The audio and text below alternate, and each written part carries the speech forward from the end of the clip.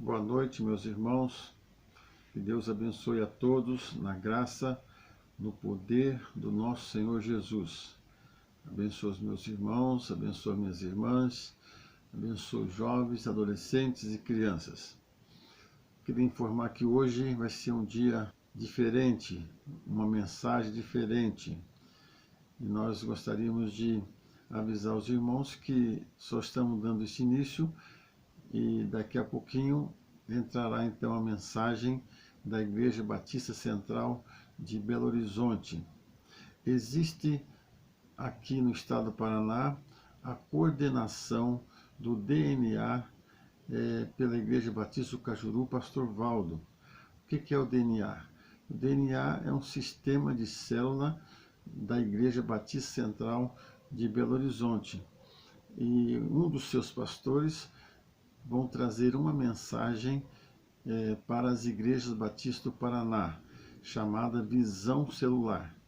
E nós gostaríamos também de não passar em branco e para que os irmãos pudessem também ouvir e entender aquilo que está acontecendo no nosso país. Grandes coisas têm acontecido através do sistema celular. Então gostaríamos de passar esse vídeo com esta mensagem e os irmãos com certeza vão ser abençoados por Deus. Deus os abençoe em Cristo Jesus. Amém. Olá, meus amigos de Curitiba, região metropolitana de Curitiba, Maringá.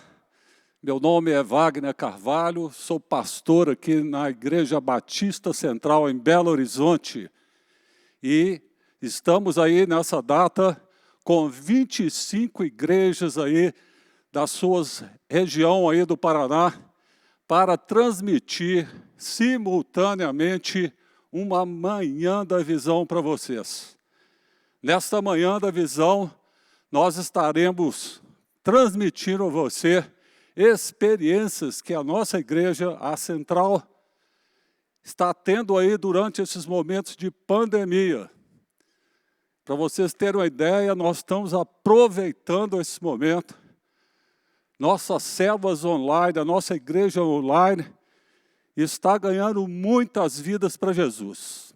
E nós queremos compartilhar isso com vocês. E, para tanto, nós convidamos nosso pastor de rede, Inar Brandão. Pastor Inar pastoreia cerca de 160 células, são 1.600 pessoas, e ele vai nos mostrar aí esse crescimento vertiginoso que a Central teve aí nesses últimos tempos.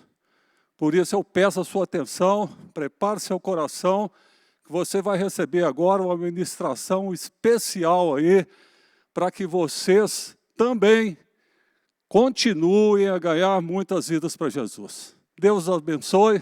Pastor Inar, seja bem-vindo.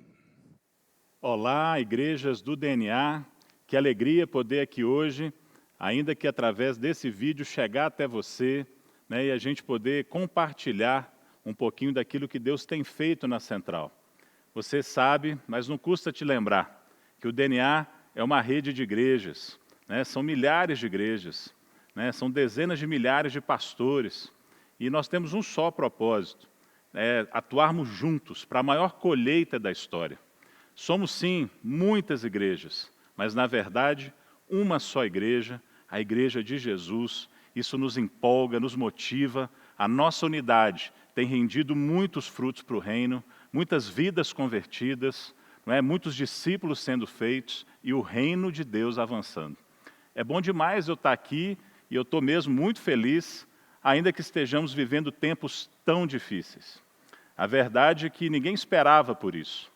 Estamos no meio de, eu estou falando aqui agora, no meio de uma pandemia, isolamento social, tanta crise financeira, crise política, crise econômica. Pessoas estão aí desesperadas, com medo, se escondendo. Então, é um sentimento um pouco misto. É verdade.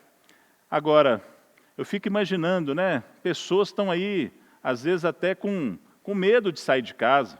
Quem tem que sair para trabalhar fica preocupado com a sua própria saúde, com a saúde dos seus queridos, mas tem que ir de qualquer forma. Fica, não é, com medo de contaminar a si mesmo e a sua família. E a igreja? O que a igreja deve fazer num momento como esse? Como é que a igreja pode atravessar uma tempestade como essa? Nós podemos confiar no Senhor. O nosso Deus, deixa eu te falar, o nosso Deus, Ele é fiel. Ele continua no trono. Ele está no controle. Ele está no leme do nosso barco. Nós podemos ter total segurança no Senhor, podemos com confiança atravessar esse período junto com Ele. Ele prometeu que não nos deixaria, estaria conosco até o fim. Mas o que falar das pessoas que ainda não conhecem a Cristo? Alguns dizem que todos estamos no mesmo barco, agora no meio dessa grande tempestade mundial. Eu ouso discordar. Estamos sim, todos, na mesma tempestade. Ela veio sobre todos nós, mas não estamos todos no mesmo barco. Há pessoas que não estão no barco de Jesus.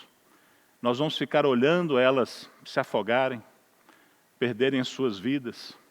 Se isso já era algo tão urgente antes, quanto mais isso é agora. Nós temos um papel muito importante a desempenhar como igreja. E por isso, antes de continuar, eu queria te convidar a fazer uma breve oração.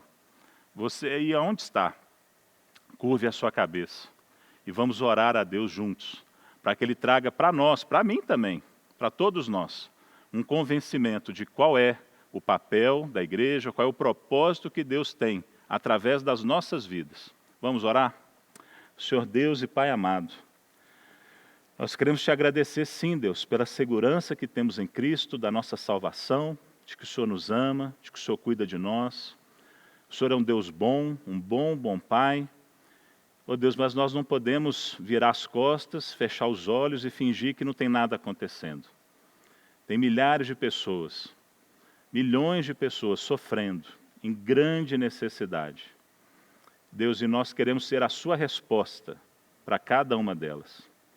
Te peço, Deus, que o Teu Espírito Santo nos ilumine agora, cada um de nós, traga luz sobre a Tua palavra, e nós possamos não apenas entender os princípios que ela vai nos trazer, mas também nos motivar, nos capacitar, nos mover para colocá-los em prática.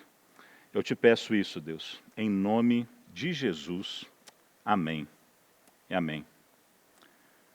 Amém, igreja?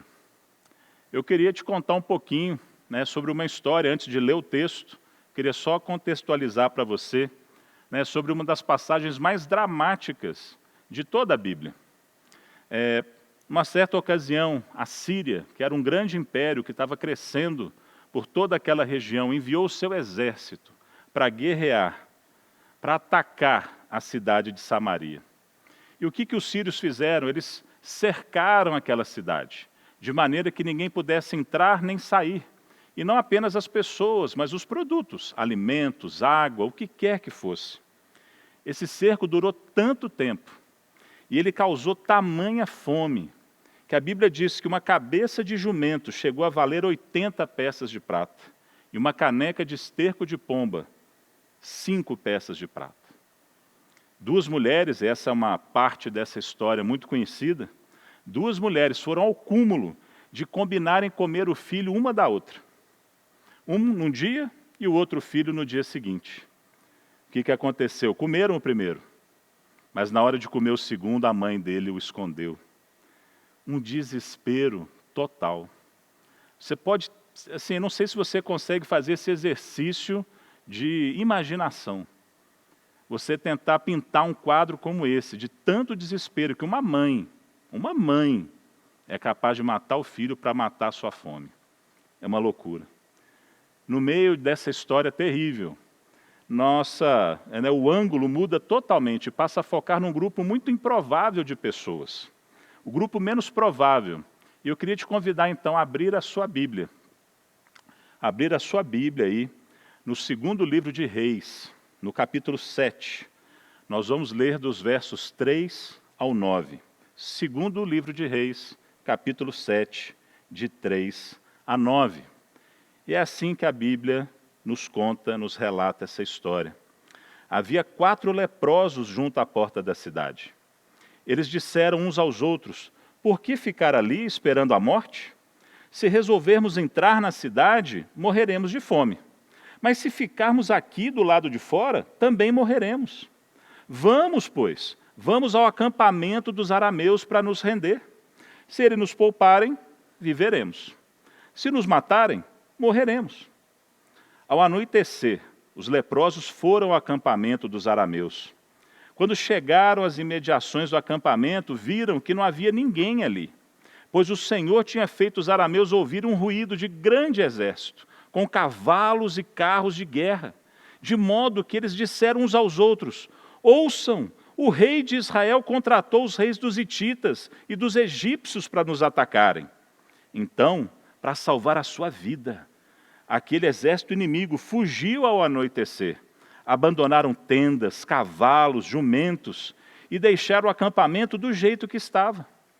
Tendo chegado às imediações do acampamento, os leprosos entraram numa das tendas. Comeram, beberam, pegaram prata, ouro e roupas e saíram para esconder tudo. Depois voltaram e entraram noutra tenda. Pegaram o que quiseram e esconderam isso também. Então disseram uns aos outros: não estamos agindo certo. Este é um dia de boas notícias. Não podemos ficar calados. Se esperarmos até o amanhecer, seremos castigados. Vamos imediatamente contar tudo no palácio do rei. Que história! O primeiro princípio que eu queria levantar aqui para nós como igreja: assim como esses leprosos, nós não podemos ficar calados. Imagine aqui por um instante que você descobrisse a cura para o Covid-19. O que você faria com isso? Vamos mudar um pouquinho aqui essa história. Imagina que uma pessoa, alguém no planeta Terra, tenha descoberto a cura para o Covid-19, mas guarda para si, não conta para ninguém. O que você pensaria dessa pessoa?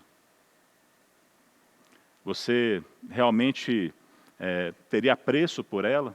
Ou você sentiria desprezo, porque ela guardou algo que podia estar salvando milhões de pessoas só para ela? Então, igreja, ainda não descobriram a cura para o coronavírus. Não existe vacina. Nós oramos por isso todos os dias. Nós fazemos parte daquele grande movimento mundial, né? O Unite 714, ou Unite 714. E todos os dias, às 7h14 da manhã e às 7h14 da noite, nós paramos tudo que a gente está fazendo e a gente ora pelo fim dessa pandemia. Mas existe um outro vírus global. Se você não acredita, deixa eu te contar, ele é mais letal do que o coronavírus. É o vírus do pecado. Ele mata milhões de pessoas. Ele gera morte, violência, tristeza, desigualdade, vazio, relacionamentos quebrados. E quantas consequências, tudo que nós vivemos de ruim nesse mundo, vem por conta desse vírus do pecado. Nós não podemos ficar calados. Nós nos importamos com as pessoas e precisamos demonstrar isso. Né? Nós temos que, como igreja, agir agora. Agir com fé, com coragem. Eu não estou dizendo irresponsabilidade, eu estou falando coragem.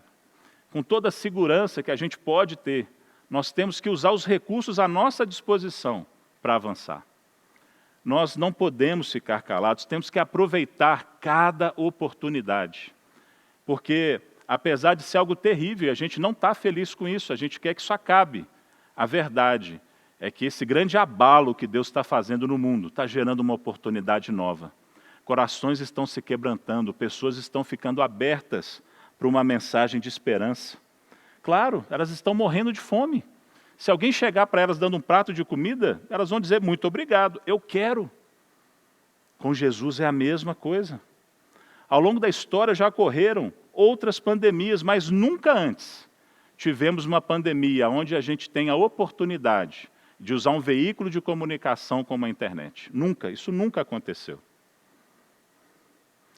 Já existe uma cura para o vírus do pecado.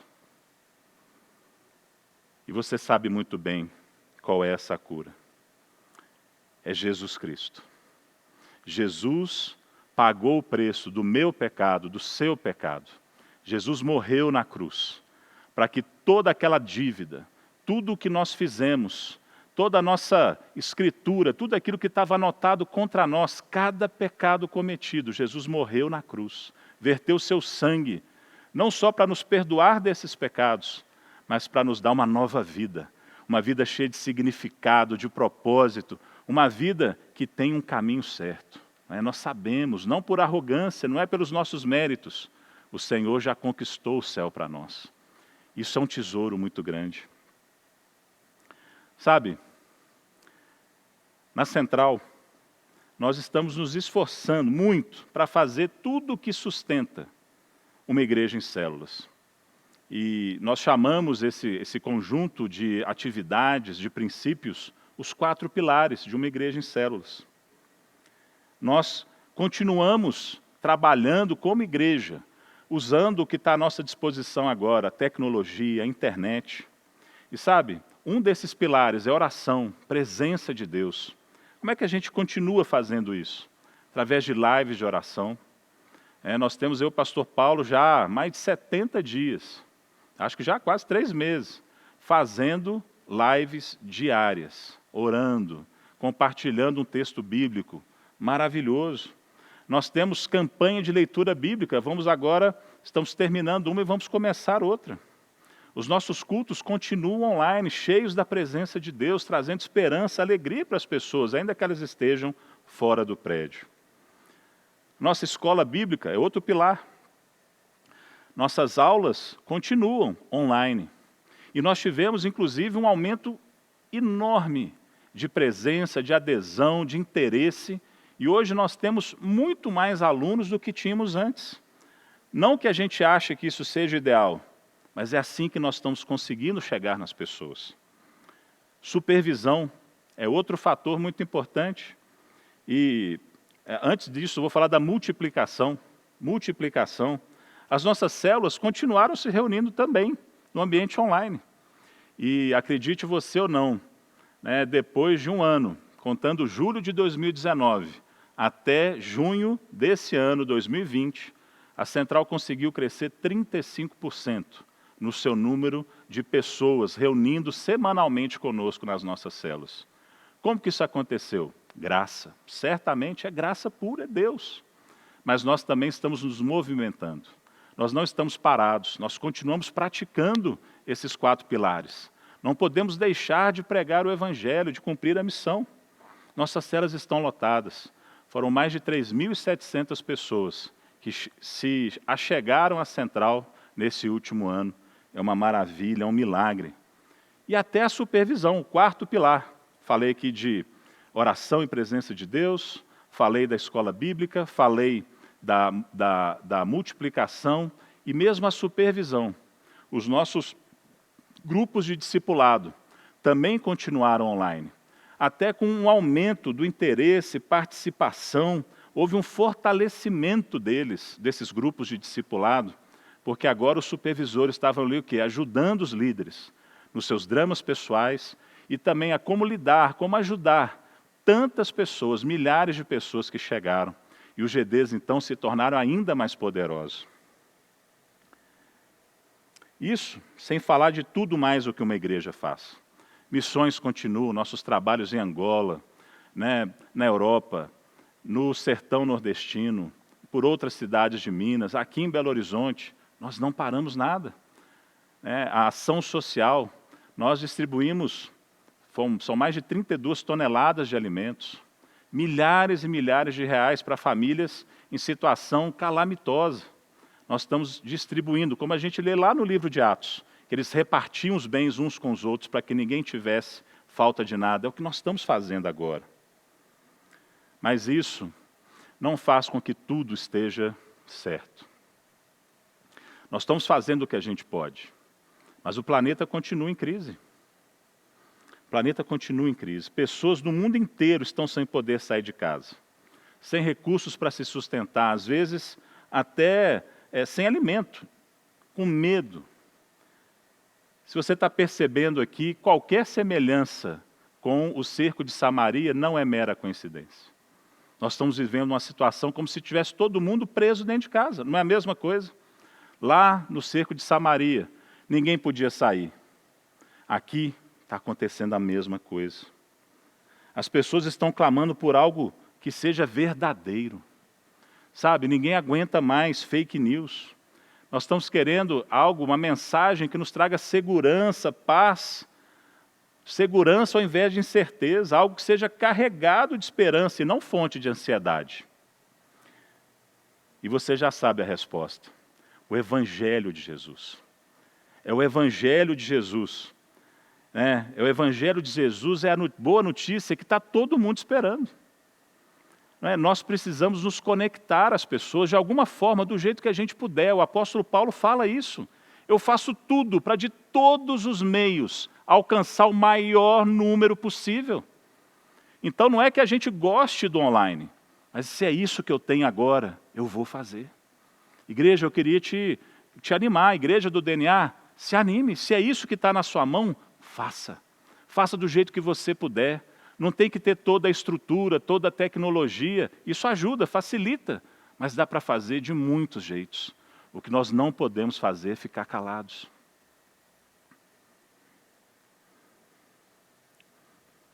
Este é um dia de boas notícias.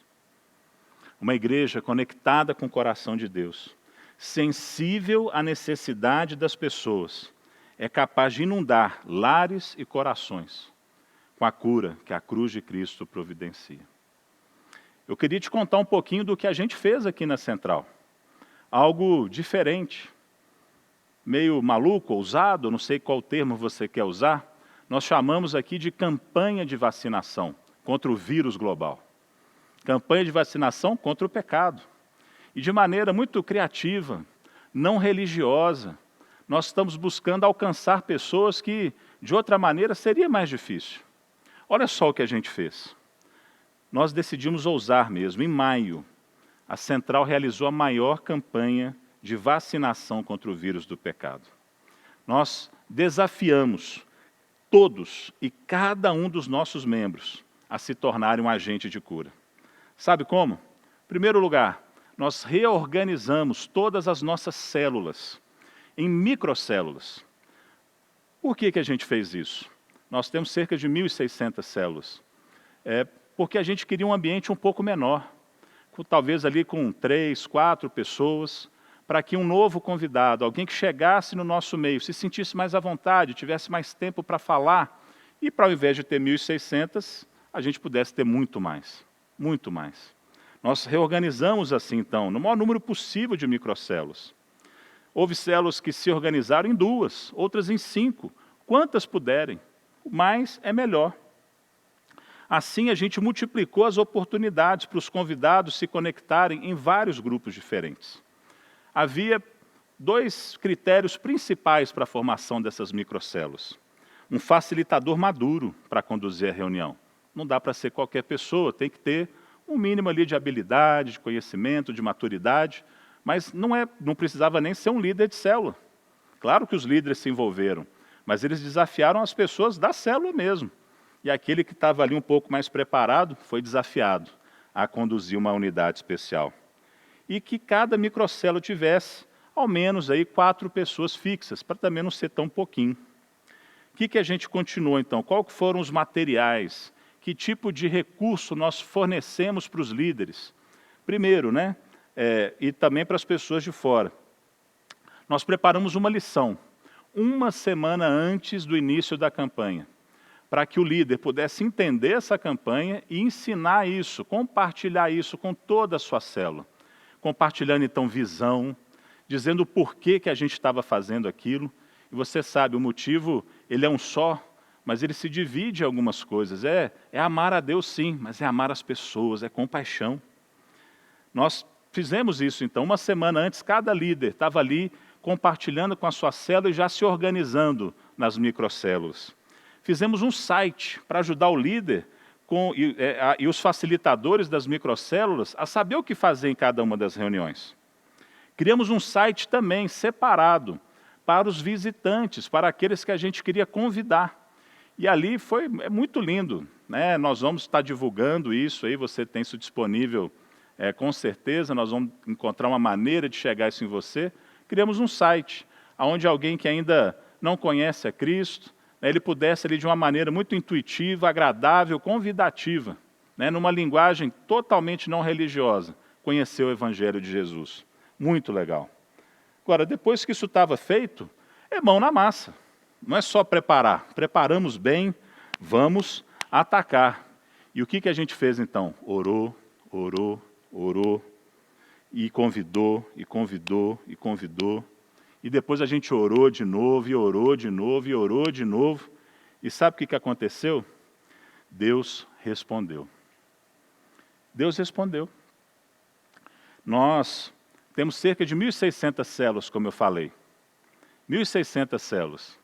E nós conseguimos realizar cerca de 2.800 microcélulas. Quase 2 por célula. Teve células que não puderam fazer, porque estavam ainda não num número tão grande, ou não tinha ainda tanta gente madura, não tem problema. Mas como eu disse, teve célula que fez 5.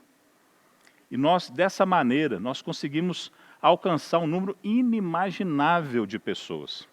Nas 3 semanas que duraram essa campanha, apenas 3 semanas, nós conseguimos levar para as nossas células, visitantes novos, 9.000 pessoas passaram pelas nossas células naquelas 3 semanas da campanha, pelas nossas unidades especiais, desculpa.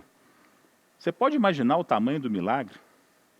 Eu sei que a gente planta e rega, mas quando a gente vê um resultado como esse, a gente só pode perceber que quem dá o crescimento é Deus mesmo. Toda a glória seja dada a Deus. Ao final dessa campanha, as microcélulas que estavam então organizadas ali, as 2.800, voltaram então para suas células originais. O que é isso? Elas voltaram a se reunir juntas, claro. Voltaram para o líder original. E algumas se multiplicaram, quem já tinha um líder preparado pôde continuar, então não voltou, mas muitas delas voltaram sim, só que agora grandes, com muitas pessoas, muita gente nova para cuidar, muitos bebezinhos. E aí era hora da gente preparar, então, mais 2 lições de célula, mostrando como manter essas pessoas alcançadas durante o período das UES, né, das microcélulas. E o que aconteceu foi que 2.000 dessas pessoas, só durante essas 3 semanas, 2.000 dessas 9.000 permaneceram. Permaneceram. Eu estou aqui dando todos os dados, porque eu não quero fazer para você nenhuma promessa falsa. Todo esse material está disponível gratuitamente. Você sabe, aquilo que a gente recebeu de graça, a gente dá de graça. Um valor para nós do DNA, que uma alma ganha aí, na sua igreja, tem o mesmo valor de uma alma ganha aqui na Central, porque a gente é uma igreja só. Somos uma só igreja. Então, eu queria te desafiar. Você, igreja, não é o seu pastor só, você, igreja, junto comigo, não é nós todos. O desafio é que você faça alguma coisa enquanto é tempo. Enquanto é tempo. Há uma janela de oportunidade aberta diante de nós. Nós não podemos perder. Isso não vai durar para sempre. A gente quer que acabe logo. Então a gente tem que correr mais ainda, porque nós mesmos somos os que queremos que acabe todo esse período de sofrimento e tristeza. Deixa eu te falar, as pessoas estão abertas. Isso não acontece só em Belo Horizonte, não é só na Central, em qualquer lugar. O Evangelho de Jesus é irresistível, ele é pão para quem tem fome. Sabe, perto de cada cristão tem uma pessoa que precisa de Jesus. Um amigo, um parente, um colega de trabalho, de estudo, um vizinho, não importa quem seja, que está esperando, às vezes, um simples convite para participar de um pequeno grupo, para estar juntos ali dividindo, aprendendo de Deus. Deixa eu te falar, isso é poderoso. Se você se envolver com isso, nós podemos estar diante da maior colheita da história. E eu queria te incentivar a fazer isso. Assim como aqueles leprosos, nós não podemos nos calar. Nós não podemos. Não podemos. Nós temos a mensagem da salvação na nossa boca. A igreja, ela continua. A nossa missão não mudou, ela não muda nunca, nunca, nunca. E a nossa missão poderia resumir em três ações: amar a Deus, amar as pessoas e fazer discípulos. É tempo da maior colheita da história. Vamos fazer isso juntos? Igreja, igrejas do DNA, esse é o meu convite. Acredite, o Evangelho é o poder de Deus para a salvação de todo aquele que crê. Então agora é hora de nós nos unirmos a Deus, cooperarmos com Ele e realizarmos algo que a gente não fez talvez em anos, exatamente nesse período. Creia, aquele que prometeu é fiel para cumprir. Que Deus te abençoe, que você se alegre com os frutos que o Senhor vai derramar na sua vida, na igreja. E assim juntos nós estamos aí construindo o reino de Deus. Que o Senhor Deus te abençoe, te encha de graça, de capacitação, não é? Tudo. Toda a glória é o nosso Deus. No final vai ficar tudo para Ele. Nós estamos aqui trabalhando para Ele, para as pessoas que Ele ama. Então, igrejas do DNA, vamos lá, você está comigo, posso contar com vocês, vamos? Que Deus te abençoe, que Deus te guarde, que Deus te proteja e que lhes dê uma boa semana em Cristo Jesus, nosso Senhor, nosso Salvador. Quarta-feira estaremos aqui para juntos celebrarmos o Senhor, na quarta-feira. Sexta-feira nós teremos o nosso encontro no Pastor Adonias Camilo dos Santos, nessa página, falando sobre comportamento cristão. E nós gostaríamos de convocar a todos a estarem conosco nestes dias. E na quarta-feira, sempre às 20 horas, nós estaremos aqui. No domingo, às 19 horas. Sempre às 19 horas. Então, que Deus possa lhes dar uma boa semana em Cristo Jesus, nosso amado e eterno Salvador. Amém e amém, Senhor Jesus.